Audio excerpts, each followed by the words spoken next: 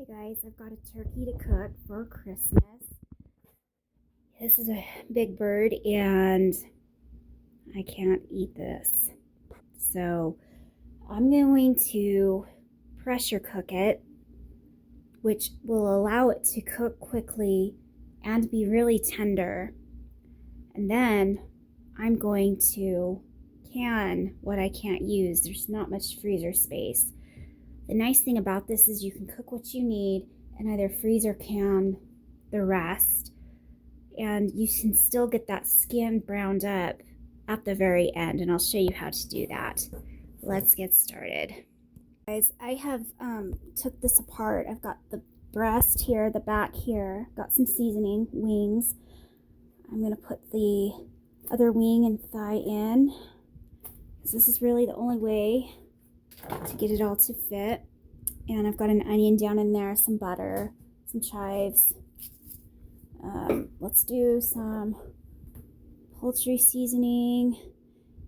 There's also some chicken bouillon down in the bottom of this. I mean, I've already got a ton of pepper, salt, and other things on it, so we're just gonna season the top of this. It's all gonna incorporate. Some onion, garlic. Yes, I know, I'm a little messy. So yeah, I'm just going to I have to carry this to the apartment on the other side, because right now the outlets will blow up if I try to use my crock pot and do my other cooking. So I need to take this to the other side. I am going to fill about this much water in the bottom and put the lid on. This is a canner pressure cooker combo. And then I'm going to cook this for about 90 minutes. Or you can do it as little as 60, but I do 90. It's a big bird. I'll see you back here later. You know, it might help if I showed you the process for this. This is a pressure cooker canner. I don't like to cook in it. I like to keep it clean for just canning, but I don't have my Instant Pot here. It'll get the job done. This is a 10-pound pressure weight, and there's two ways this works. It'll work on the Instant Pot the same way. There's a vent, and then this is a seal. We're gonna seal this, and when this is done, you can flip this to either let the steam out or just turn it off and let it come down naturally on its own. I'm not going to let the steam out. I'm going to just let it do its thing. So, since we're cooking, we're going to do pressure cook. And I've got about 1 quart to 1.5 quarts of liquid in here. You don't want it all the way to the top or it won't build pressure. So, we're going to do pressure cook. These will actually be for canning, and I'll show you that some other video. You set your time. In this case, if it's a small bird, it only takes 45 minutes to an hour, but this is huge. It filled the whole pot. So I'll do turkeys and roasts in this. And the cool thing about this method is by deboning the turkey and leaving the skin, you can crisp it, but this will work not just in a pressure cooker, but in a slow cooker. Anything you can do in a slow cooker, you can do in a pressure cooker, and vice versa. You get the same result. One just cooks quickly and one just takes longer. So if you're doing this in a slow cooker, you're going to do the low-slow method for 10 to 12 hours. You can also use a roaster, but a lot of people don't have those. They take up a lot of space. I don't have one. And I could do this in the oven, but the birds get so dry. Roasts get really dry. Even when they're not dry, they're tough for me to digest. So if you have a sensitive tummy, a crock pot and a pressure cooker is a really great way to get your meat extra tender.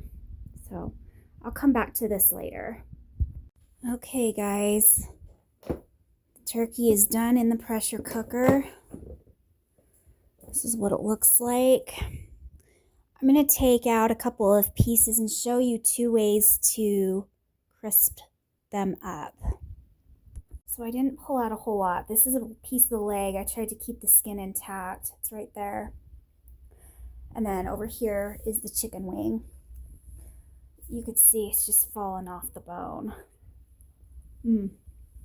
If you're going to put this in a soup, you don't care about the skin, you don't even have to do this step. But I'm going to put this on for about 10 minutes. And then we're going to go ahead and put this in the oven. Another thing you can do too is kind of like to peel the skin off and just like crisp it up on its own. And this stupid rock fell. I'll have to fix that. So we're gonna broil it.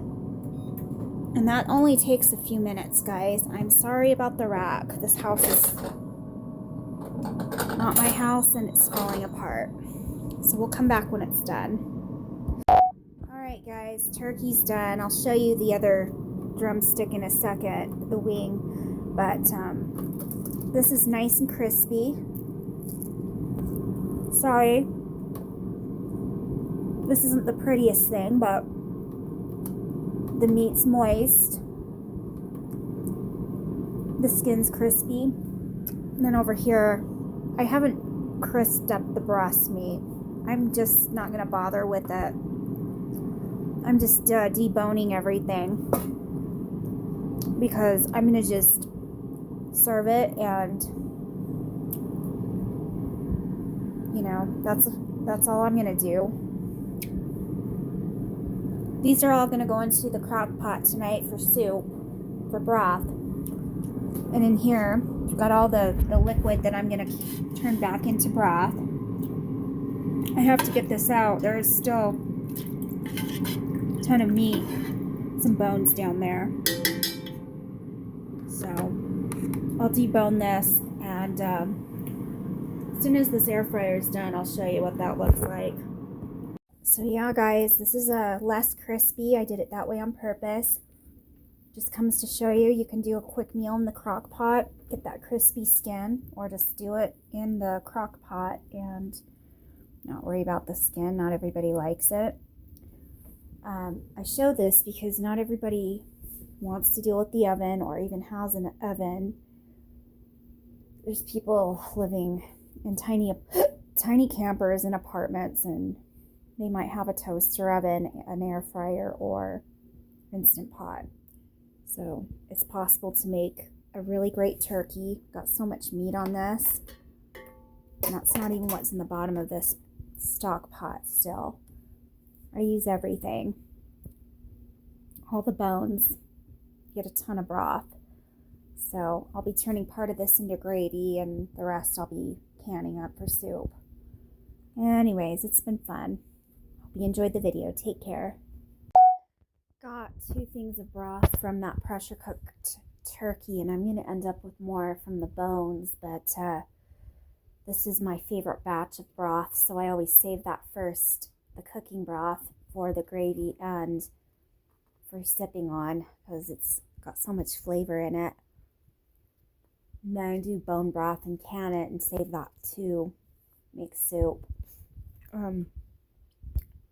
We usually have so much turkey left over, we'll do sandwiches, and then we'll do turkey dumplings maybe the 3rd day and take that base and turn that into soup because it's already thickened and it's really flavorful at that point. Anyways, you guys have a good one.